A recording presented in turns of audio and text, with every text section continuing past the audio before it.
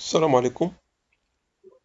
Je vais essayer de vous donner une indication parce qu'il y a des élèves qui me demandent l'indication pour l'exercice 1.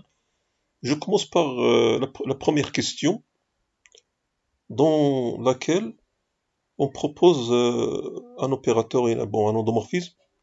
Donc c'est l'endomorphisme défini de R de x vers R de x qui est associé à chaque polynôme J de P égale P de x plus 1 moins P de x. Et on demande de trouver une relation entre l'opérateur, l'endomorphisme J, d'une part, et l'endomorphisme connu de dérivation, D, qui est associé à chaque polynôme P'. Chaque polynôme P l'associé P'. Alors, je vous informe que cet endomorphisme, il est très classique, il figure dans beaucoup de thèmes. Bon, je vous donne le mot-clé d'ailleurs, c'est polynôme de Newton. Donc si vous mettez polynôme de Newton, vous allez trouver certainement cet endomorphisme-là. Il est très en relation avec cette catégorie de polynômes. Bon, ça c'est pour vous informer parce que quand on travaille un exercice, on profite de l'occasion pour citer tous les sujets sur lesquels il empiète afin de les rassembler par cette manière-là, en révisant. Sinon, pour répondre à la question, quand vous voyez P de x plus 1 moins P de x, le lien qu'il y a entre ces différentiels opérateurs de dérivation réside dans la formule de Taylor pour les polynômes. Donc on va appliquer la formule de Taylor pour les polynômes. P de x plus 1 est égal, somme k égale à 0 jusqu'à n des pkm de x sur factoriel k, x plus 1 moins x à la puissance k. Alors c'est l'occasion pour réviser la formule de Taylor pour les polynômes. Du moment que x plus 1 moins x égale à 1, on récupère juste sigma k égale à 0 jusqu'à n des pkm de x sur factoriel k.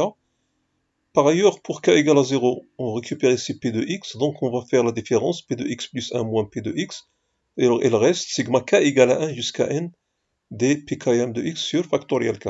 Bien entendu, ici, n c'est le degré de p.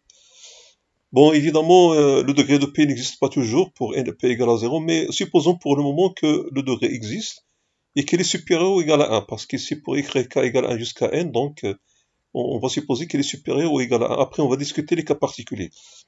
Donc, on va trouver que c'est sigma k égale à 1 jusqu'à n des pkm de x sur factoriel k, mais quand on dérive un polynôme k fois, c'est comme si on lui applique l'opérateur d k fois de suite, c'est-à-dire d rond d k fois.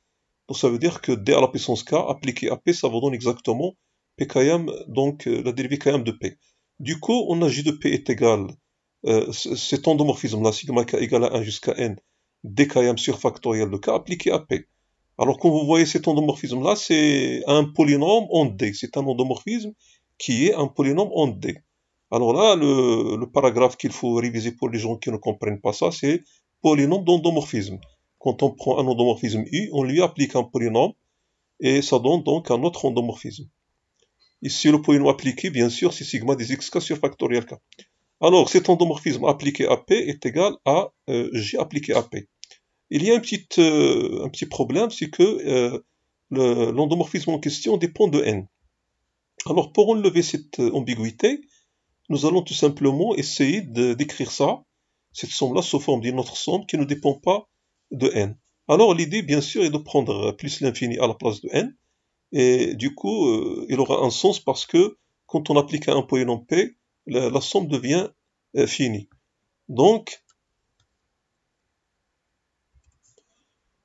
J égale sigma k égale 1 jusqu'à plus l'infini de k sur factoriel k, au moins pour les polynômes de degré supérieur ou égal à 1. Il reste maintenant les polynômes constants. Les polynômes constants, ils rassemblent le polynôme nul, qui n'a pas de degré, donc par convention on lui donne moins l'infini, et les polynômes constants non nuls qui ont le degré 0. Pour cela, quand on calcule j d'un polynôme constant, on trouve 0.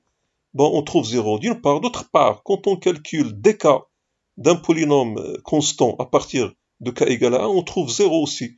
Donc, cette formule, elle est aussi valable pour les polynômes constants. Et en conclusion, on a cette formule qui est vraie. Donc, c'est ce qui termine la question.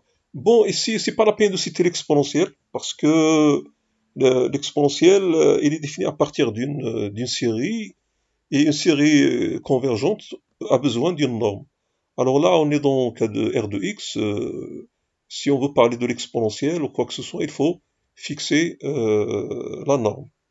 Chose qui n'est pas faite dans l'énoncé de l'exercice, donc c'est pas la peine de parler de l'exponentiel. Cependant, si vous vous restreignez, ça veut dire vous prenez l'application J restreinte à Rn de x, à ce moment-là, vous allez trouver que ça, c'est exactement l'exponentiel, moins l'identité, parce qu'on commence par k égale à 1. Voilà donc pour cette vidéo réservée à une indication, et à la prochaine, Inch'Allah, où je vais parler de la question 2 pour le même exercice. Merci pour votre attention.